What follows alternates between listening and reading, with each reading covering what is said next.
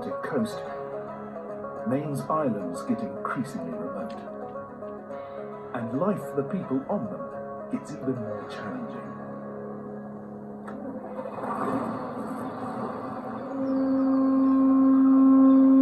I've hitched a ride aboard the Sunbeam Support Ship, a charitable mission that's been going for over 100 years. The ship's crew, Skipper Mike, Chaplain Douglas, Nurse Sharon, Engineer Story, and ship steward Gillian head way out into the Atlantic Ocean to offer their help to the most isolated island communities, arranging everything from coffee mornings to counselling sessions. We just want to help these communities be as healthy as they can be. Right. They tell us what they need, whatever it is, spiritual health, physical health, mental health. And they depend on you. They do depend on us. They're very independent people, but it is really challenging to live on an island year-round because of their remote and isolated locations.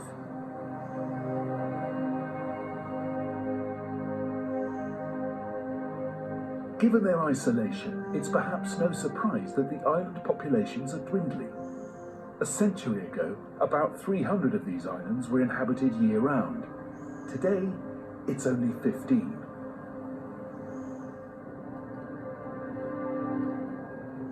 After a 4-hour crossing, our first island stop, Matinicus, is in sight. The harbor reminds you of 100 years ago. It's just all little fish shacks and docks, and it's pretty neat. It just gets tighter. Steering with that? I am with this little knob here.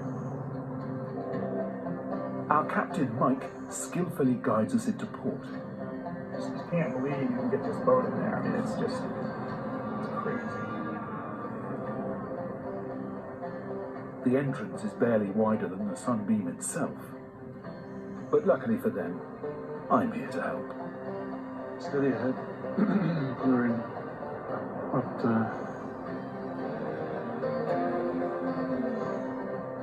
wow. He really has put this very, very big ship Hard to port rudder to see if you can get on. into a very small space. You got it? All right. Lucky I was here. Come on.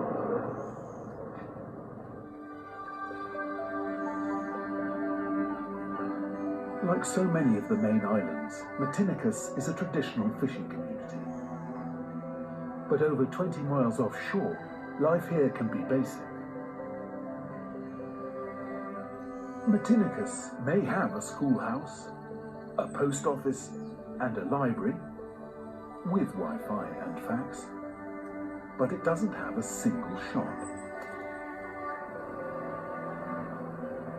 It all feels very far from where I started this leg of my journey in Manhattan. I've gone from America's most overcrowded island, home to millions, to this one, where only 30 to 40 people live all year round.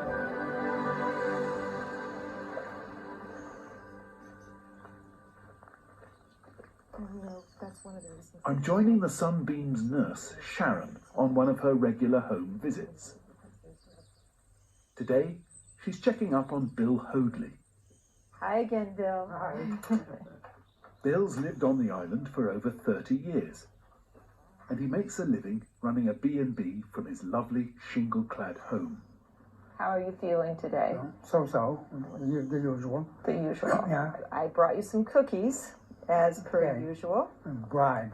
This is why Bill likes to see me come. Yeah. That's real medicine. Yeah, that's the best medicine. I'm just going to check your blood pressure. Okay. Still there as far as I know. Still there? Yeah. If it's not, we won't bother with anything No. else, okay? Bill, is it a comfort to know that Sharon's going to come and see you every now and again and Oh, check yeah, on she your always blood stops pressure? by. Yeah. Bill always has the best blood pressure on the island. Really? Yeah. Yep. And the oldest person on the island, right? That's me, yeah. I'm 81. Are you? Yeah, yeah. Congratulations. Yeah. Talking to Bill is a real insight into what makes these islanders tick. So I've lived on 3 islands. What was this the one you stuck with? Well, the others have changed so much and have gotten built up. And, I prefer a little little bit more breathing space. Does it worry you that as you know, the population thins out, there aren't replacements coming through, kids aren't staying here? No, doesn't bother me. As long as I can still stay out here, that's fine. Okay. Bill's your typical independent islander. He fitted every one of his home's wooden shingles himself using local timber. But there's only so much this tiny island can naturally provide. Everything else must be imported by sea or air. Islanders rely on flights from the mainland making deliveries to Matinicus International Airport. Though hand on heart, I can't recommend their long-term parking solution.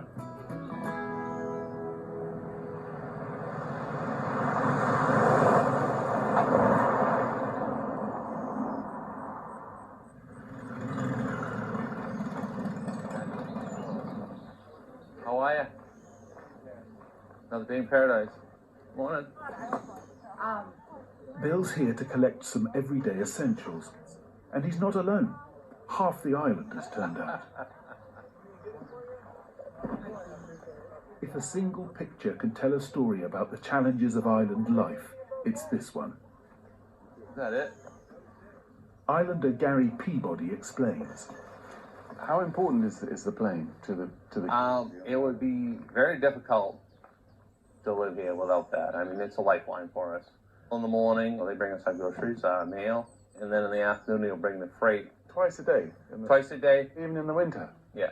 You know, 23 miles of water between us and the mainland. It's basically an on-demand service. If somebody is sick or ill, needs to get off the island, they will fly us off. They'd never fill the shack. Yeah, I bet.